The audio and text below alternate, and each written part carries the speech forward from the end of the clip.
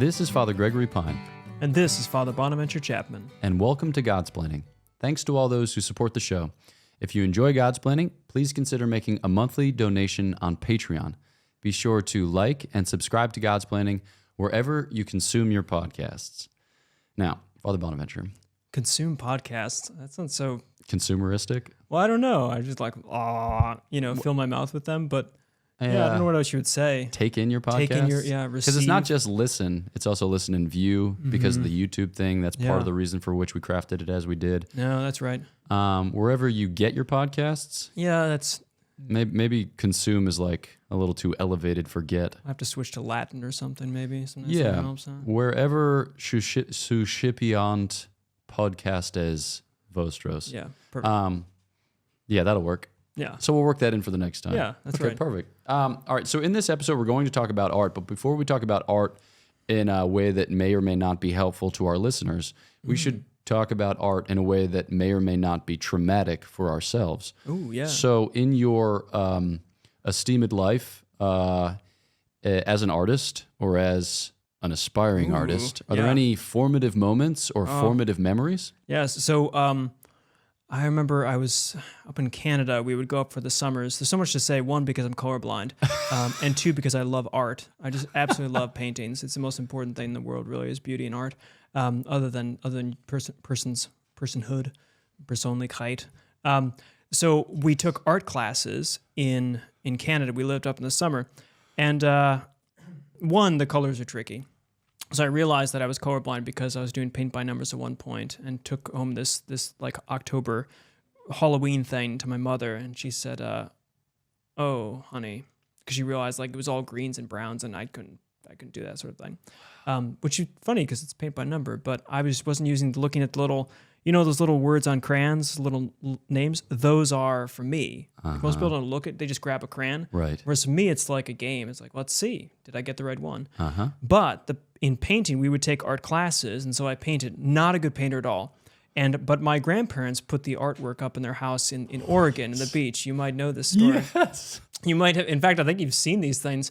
So my brother and I had, and all the grandchildren had paintings, and it's in Oregon. It's on the coast. That's a meth head's location. And so when people weren't there, someone under the influence decided to break into the beach house right on the coast in Oregon, and take art.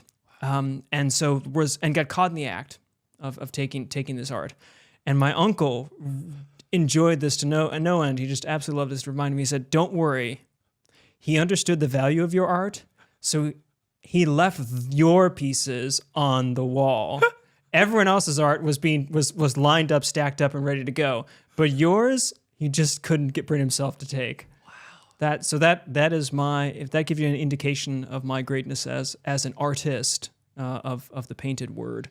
There it is. Yeah. No, there are a couple of things that you shared early on in formation that helped me better understand you and your sense of humor. I think one was that you had migraines for like a 7-year period of time. Yeah, that's right. So you just assumed that your mind/God was against you. That's what happens. I was like, yeah, okay, it checks out. And then this was another formative moment for me. Yes. It was like you've experienced rejection from a meth head as a kind of, foundational memory, deep humility, and gives one a sense of self. Yes, but that's my. Now, did you do any artistic work on your? You probably weren't rejecting the way I was, nor were you behind the 8-ball or the paintbrush. Yeah, so not a good artist, pretty atrocious actually. Yeah.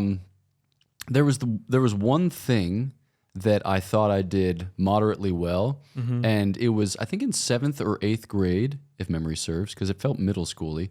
We were supposed to do a transformation quadriptych. That's not a word, but it'll be for present purposes. So you had 4 images, and you were supposed to show a household object transforming into an animal.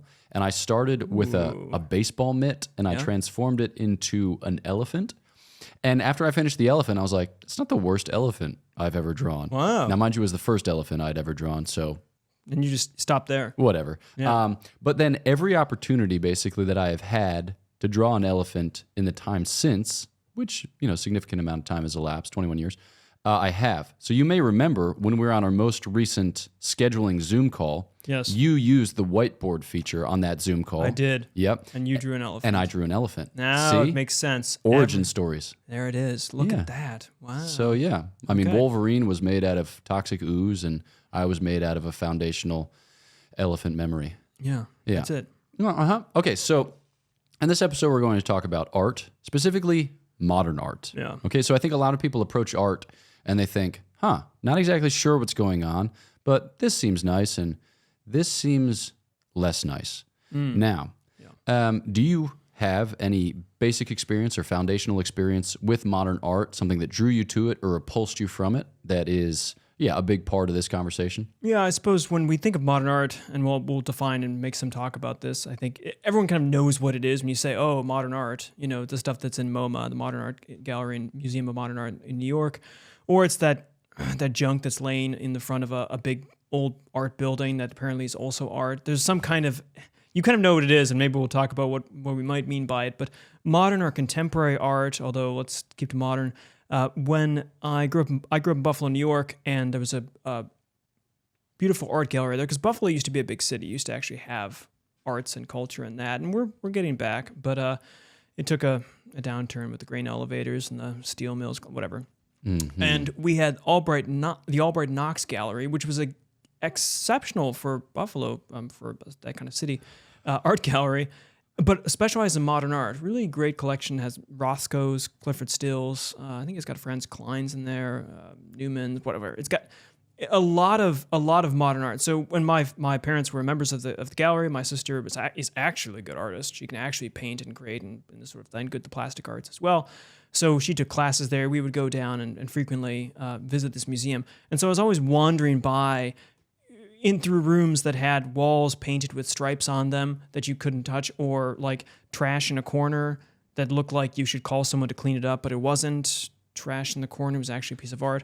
So I kind of grew up around modern art, even if I wasn't always particularly inclined to enjoy or appreciate it. A lot of big structures outside of buildings too. Buffalo Airport has a few bizarre piece of modern art from the Albright Knox Gallery as well. So that was my. I did grow up surrounded by these sort of things. Although in our household we had precious little modern art. It was mainly more. Although there was some. Yeah. So my introduction to modern art was an introduction that you gave me. So I would say that I had no experience of modern art previously. I'd been to the Museum of Modern Art in New York, but I didn't go there under the auspices of modern art experience. I went there for Impressionism and late or post-Impressionism. Yeah. So I was there to see Van Gogh's Starry Night, and then if I saw anything else besides, cool, cheers. But then in the novitiate, you led a modern architecture tour, which was something. And then when we came here to D.C., we are presently in D.C., for those of you who cannot recognize the city by virtue of the studio setup. Yeah. Obvious signs of D.C-itude here. Yeah. So when we came to D.C., we went to the Hirshhorn Gallery, which isn't too far from our other convent in the city, St. Dominic's. And I remember going from thing to thing and thinking, I have no idea why anyone would do this or why anyone would, second mention in the podcast, consume this. Because we arrived on the ground level, as one is typically accustomed to arrive in a building. Yeah. And then we went down a floor to an exhibit, which was called Near a Pereg. And it was an audio-visual exhibit. Yeah. So there was footage of a flamingo habitat. And there was, the audio element was a shotgun being cocked multiple times and then discharged. Yeah, that's right. I think. Well, was it discharging? It was. I thought so every time it was cocked, the flamingos would duck slightly. They would do this. But every time it was discharged, the flamingos would make a full inclination, a full bow, like good choir monks. I didn't recognize that. I thought there was just always. Yeah. No. So they every like fifth, I think it was actually. Oh, but maybe that's why. Yeah. So I looked at this, and you were reveling in it because you're like, there's no meaning in the world, and this person has proved it. Yeah, and I was like, but that seems sad, because at that point in my life, I was still trying to hold on to some of the remaining meaning. Yeah. Well, whatever. Okay, so this for me was the beginning of a journey. Yes. Yeah, and we are on the journey. So maybe for this stop of the journey, we could begin to think more deliberately about what it is that we have undertaken by way of journey. Yeah. So modern art, take us there. Well, let's break out for a second. So these are in some ways arbitrary distinctions between modern and contemporary art, just like modern philosophy and contemporary philosophy. The boundaries are vague. Okay. But if we think about modern art, let's just go for non-representational art, this kind of thing. So, and let's move away from maybe the flamingo events, or like you go into a room, you might have there, and there might be a TV projector from the 50s, and then like some weird voice in the background going, whoa, and the projector is like an eye blinking. Let's just ignore that stuff. Okay. That is. So we're going for what? Visual art? Let's go for visual art, modern visual art. So we'll go for we're ruling out sculpture. Let's go for might be called abstract expressionism. I think when people think of modern art, they probably think of like Rothko and kind of abstract expressionism and those kind of things. Otherwise, it just becomes, I think, too big. So when we're also going to move out, say, the ready-mades, maybe. So like the Duchamp urinal kind of thing. Like just grabbing something or grabbing a bicycle, and putting a bicycle wheel on a wall or a bicycle seat with the handlebars and calling that a bowler. So let's just remove that too-ish, but we'll keep that that's in the penumbry, right? Of this. I was hoping you would use the word penumbra. Yeah, so we'll keep it there. The penumbra, I think it's the penumbra actually. It is. It's fine. Yeah, that's fine. Works, Penumbrarian analysis. Exactly. Yep. So as opposed to traditional art might be considered representationalist. Yeah. So if you think about even Van Gogh in a way, if you look at his picture, he's trying to represent something himself or something like this. Let's think of modern art in the context of abstract expressionism, which is non-representational, at least in that framework. Okay. That's helpful. So we've drilled down a little bit insofar as we've set the bounds of our inquiry. Yeah. But I resist that ever so slightly, just so that we can draw on some themes which we see in this particular artistic medium or in this particular artistic school, or if one can speak of a school, because maybe it's a projection of a school. But I think it comes through when we have those performative, or when we have those sculpture, or when we have those, like the different media, I think capture some common themes. Sure. And sometimes they come through more clearly in the other media. They're in the penumbra. They're hanging out. Bingo, exactly. We'll bring them in when necessary. Thank you. I appreciate that. So I think there are things that we can identify in modern art. So there is a note of rejection of past forms. It's not clear to me that rejection is necessarily very aggressive. It might just be exhausted. It might be a kind of fatigued rejection, or it might just be a kind of consigning of oneself to the inexorable passage of time. It's like stuff happened, but you can't return to that stuff. Yeah. So we got to do this new thing. So we got to explore some territory which previously hasn't admitted, who are people that explored things? Captain Cook. It hasn't admitted the Captain Cooks of yesteryear. Magellan. Yeah, exactly. The Magellans of yesteryear. Thank you. That's a better image. So it strikes me that rejection is part of its self-identification. And then a kind of transgression, maybe, is part of its identity. Like it wants to do new things, novel things, and often it does so a little bit aggressively or a little bit violently. Yeah. Not necessarily, but it seems like that's present in a lot of what we see. And then it also wants to be more subjective, not in the sense of like you make of it what you will, but in the sense like it wants to engage you as a viewer as part of the artistic act. Yeah, that's right. So those would be okay. So 3 notes identified. I don't know if you have things to add on those or further things to list. Yeah, the first one, I guess, the subjective part. I think there's a modern sensibility to that in the way that we have a pre-modern, more objective, realist fashion. The modern turn, Descartes, what have you, is a move to subjectivity, not in the sense of making it up, as you say, Willkürlich or something arbitrary sense, but rather the engaging of the subject in the event itself, so that when you have pre-modern art, you stand opposed to it as it's a completed object, you could say, whereas in modern art, you have a sense where you're engaged in it in some fashion. It's a constructive project for you. This is a theme in modern science, particularly. So what Descartes talks about, what are colors and what's the senses around you. Colors don't exist out there on things, but rather are your construction of your senses, right? They're construction of senses based upon the input you're receiving. Now, let's bracket what to make of that, but that kind of secondary qualities aspect. So that's part of a larger modern project. The other part, though, is to put a little... we should say a defense of the modern project, not just as regressive, but as a return to original art conceptions, which is to say the creative aspect. I think you mentioned the de novo, the kind of the new to it. Etienne Gilson gave lectures in 1955 at the National Gallery of Art in Washington, D.C., Andrew Mellon lectures, where you'd think, and Gilson is a realist of realists, Thomist of Thomists. I mean, he's an existential Thomist, so we could gripe about that, but cared about realism, very important to him, all the traditional things about philosophy. And he reflected on painting reality.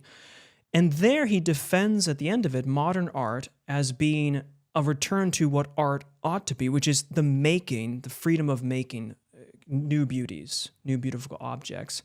And his claim is, which is interesting, is that representational art focuses on imitation aspect and doesn't really add anything to the world. It just imitates it. Mm-hmm. Whereas modern art is returning to the original sense of making, poiesis, of art, as a participation in creating something.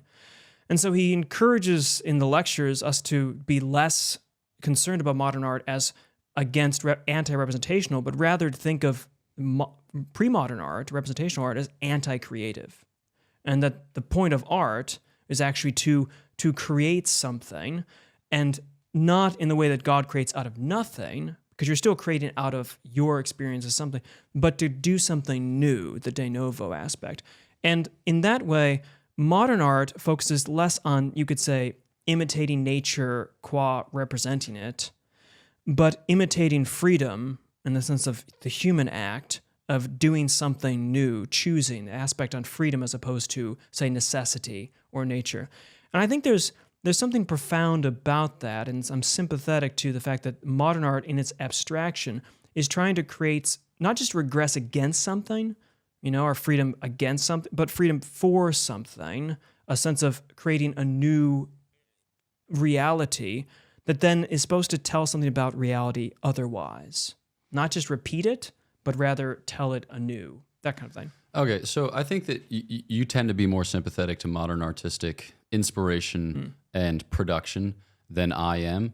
I tend to find little of it that is especially delightful and engaging. So how about we maybe try to make a kind of defense of certain forms of modern art, and then I'm just going to level the boom and probably do so in a way that's no wise subtle or nuanced. But alas, I am myself. So like what you just described would be a good way by which to explain the place of modern art in the contemporary world. Yep. So this idea of an ongoing contribution. And I think that's a good sensibility to have, namely that there is, so art is part and parcel of our human contribution to the upbuilding of a culture, right? Which culture conduces to the glory of God and maybe in some way, shape, or form to the salvation of souls. Yeah. And I don't think that we can always, I don't think that we should say that all the good art has been made and that it's just a matter of preservation or curation or whatever. Yeah, that's right. Like we're human beings, we're agents, and we express that in a moral register with prudence. We express that in an artistic register with this kind of creation or this kind of production, right? And I think that that's important because just as soon as we check out on producing new and novel forms of art, we lose something, I think, of our humanity.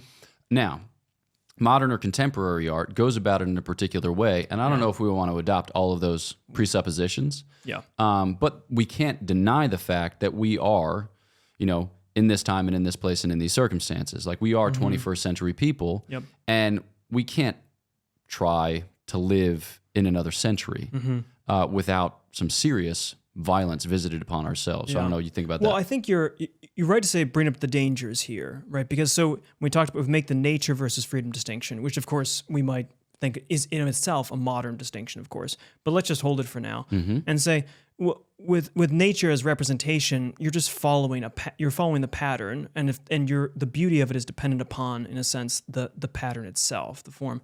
Whereas modern art is in a sense trying to work from the freedom, so it still has to build off of things. We can't create ex nihilo. So we're building new things from constructed materials we have, our own emotions, our own representations, our own positions, our own thoughts, our own ideas.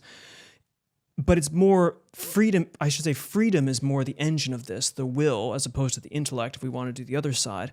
What that means is that it's very dangerous because the intellect as long as you understand the rules of reasoning, you're going to be good to go. Whereas the will, you can wander off quite far if you're not being prudent and attentive to the virtues of the will, which are, and in our modern context, if we talk about rejections, we've tended to reject any rules of the will, rules on how to live freely. It tends to be a freedom, again, of pure autonomy, of going against something. And that's what I think you talked about with the art as rejection. Freedom can be seen as just pure rejection of anyone else. That's not true freedom, of course. With modern art, I think when you're focusing on the freedom and the creativity in that to try to express what is true, because that's what I think Klein and Rothko are trying to do, trying to express a truth. Yet at the same time, it can be dangerous because it's less moored in an objective structure in the way that intellect logic runs. Freedom and the will have the heights of, in a sense, love, of course, charity as being the highest virtue, and yet also the depths of it in terms of utter rejection of all things. So it's both an offering of a very great good, but with that, a serious danger because it's less tethered to reality and structure. Yeah. And I think that's where you get these, we talked about rejection, and then we talked about transgression, where you get these most offensive forms of art, which try to be iconoclastic or even idolatrous or blasphemous as a way by which to provoke a response in you, the viewer, which then you construct your experience in such a way that produces the ultimate fruit of the art. But what does that do, or like in what way, shape, or form is that to be like prized? It's a Miltonian. I mean, it has a demonic or a satanic kind of ultimate rejection. Like I will not serve. That's what you can find. Some modern art, and who knows, depends how wide we make it, but and especially contemporary art has this kind of rejection qua rejection as rejection quality to it, and that's I think where you want to say, well, freedom is not, and creativity and goodness is not ultimately about rejection. It's about acceptance. Yeah. And then an ultimate affirmation. Okay, so maybe one way to kind of orient the conversation in this remaining third is to think about it in terms of beauty. So I am convinced, and this is a medieval/ancient sensibility, that art is for beauty, and that's how Gilson titles one of his monographs on the theme is The Arts of the Beautiful. Yeah. I'm thinking also of Jacques Maritain book, Art and Scholasticism. So we generate, or we create, or we produce artistic things to cause others a kind of delight or enjoyment, or to proffer to them an invitation into a contemplative, thought world or love world, which will regenerate them as humans, right? Yeah. Which will be humanizing and humane. Yep. And I think that there is something objective to beauty. Now, this is super contentious, but I'm a Thomistic hack, so I just say what St. Thomas said. So he identifies these three notes in the beautiful, which would be a kind of symmetry, right, or proportion, a kind of integrity or wholeness, and then a kind of splendor or clarity. So the thing should, it should be balanced. It should be not lacking anything proper to it, right? And then it should kind of signal to you as an intelligence that I am from an intelligence, that I have been dreamt up or thought up for the express purpose of communicating something or manifesting something. Right. And it strikes me that in a lot of modern art, which I wouldn't say, this is true of modern art taken globally, but a lot of modern artists choose to reject aspects of this classical conception of beauty because they produce things which are unbalanced. I can't tell you how many altars in Europe have both of the candles on the one side rather than on either side. It's just like, why have you chosen to do this? It just drives me nuts.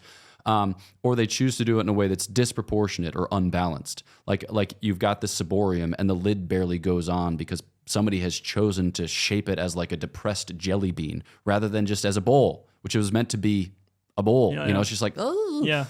Or like clarity or splendor.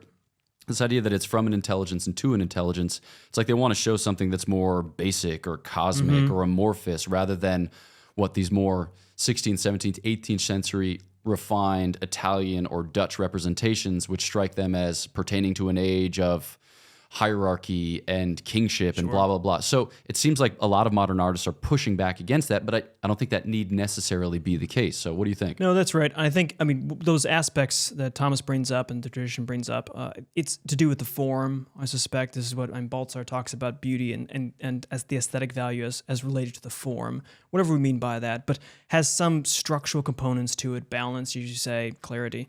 And a lot of modern contemporary art can seem to be entirely opposed to that, or at least pushing the boundaries on it and rejecting that. Now, I suppose I'm sympathetic in this case is if you're looking for the form, you can do it through a direct way or via negativa. And I tend to think of just as modern art as pre-modern art focuses on, say, the divine and their expression of the divine and this sort of transcendent aspect.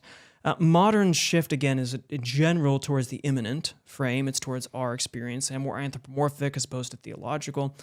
And so the art should correspond to that. And what I tend to think, and I'm not sure that they explicitly express this, although oftentimes they do, is that modern arts are trying to express, in a sense, the disjointedness of the human form. Not in the sense of the human form of our body, we're very symmetric in this way, but human's life that goes all cattywampus and all crazy due to a fallenness that they may not mention, but they're still kind of expressing.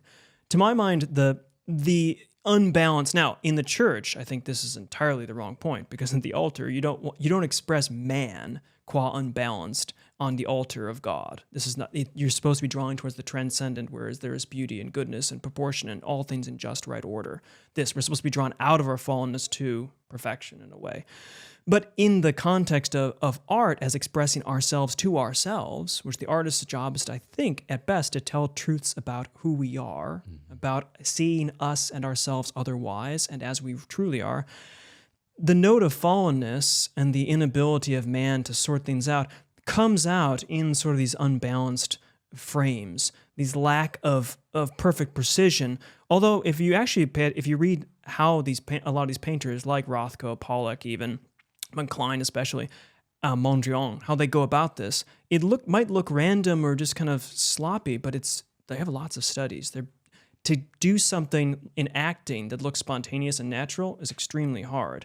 In the same way, this modern art, a lot of it, the modern art, requires a strong focus on form and attention to these details. But the aim is, I think, or at least this is how I see it, is to remind us that we are fallen creatures that don't have everything right and that need then to go somewhere else to God for that. So I think that's what I might say.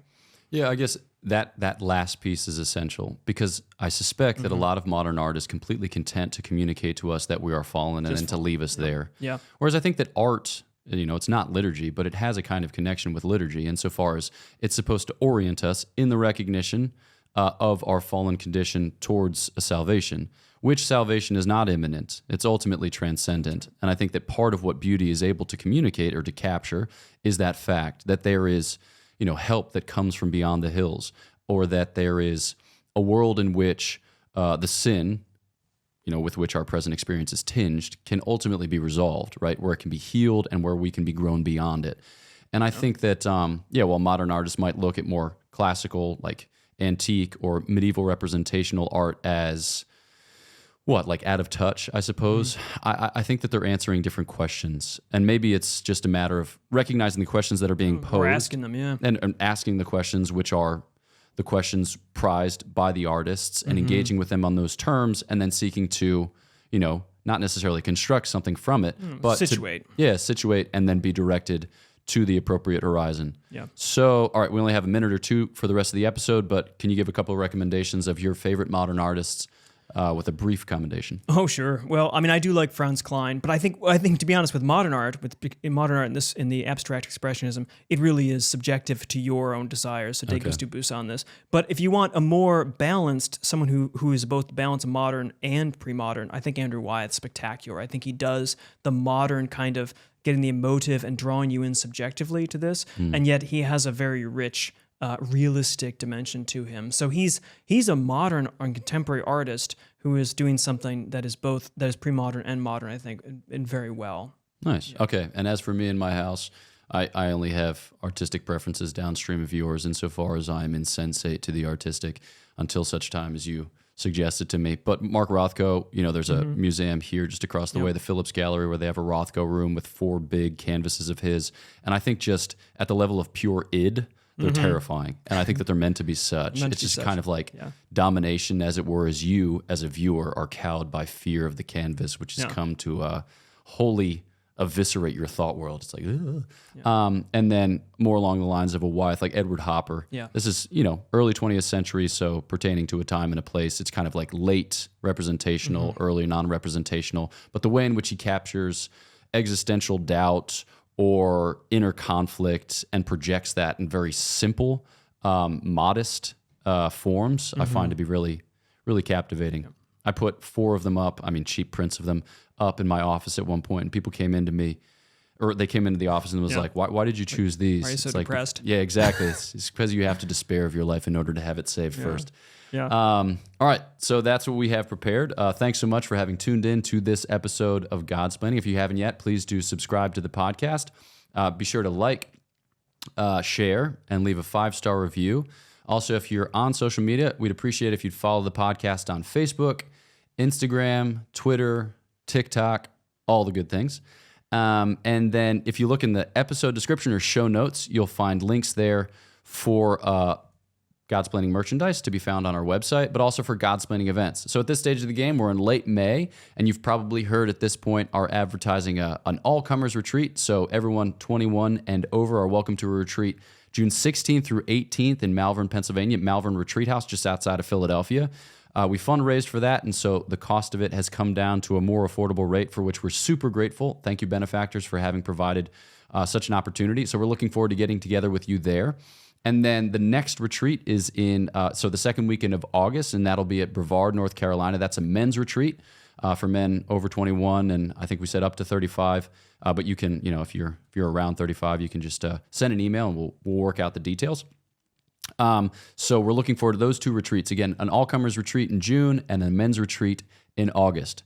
Boom. All right, know of our prayers for you. Please pray for us, and we'll look forward to chatting with you next time on Godsplaining.